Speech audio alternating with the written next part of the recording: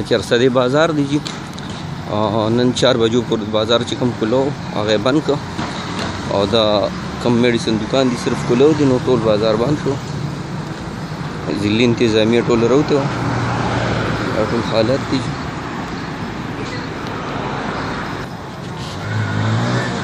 ټول بازار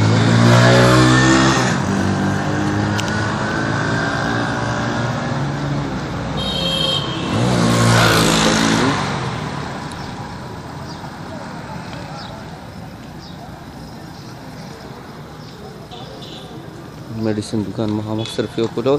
टोटल से बंद